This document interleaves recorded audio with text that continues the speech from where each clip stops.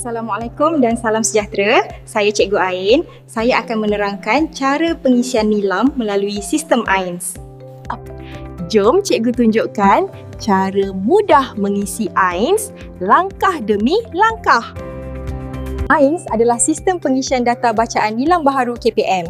Murid hanya perlu log masuk menggunakan ID D5 dan pilih pautan AINS. Klik butang log masuk dan masukkan akaun D5 kamu. Pastikan ID yang dimasukkan di-type dengan betul ya. Sila tunggu sebentar sehingga paparan ID dipaparkan. Pilih akaun ID D5 ya. Sekarang isi maklumat profil diri kamu. Pastikan data maklumat sekolah adalah betul dan tepat. Jika maklumat sudah lengkap, tekan butang hantar. Seterusnya, pilih sumber bacaan yang sesuai dengan bahan yang kamu baca. Isi maklumat buku seperti tarikh, tajuk dan jenis bahan bacaan.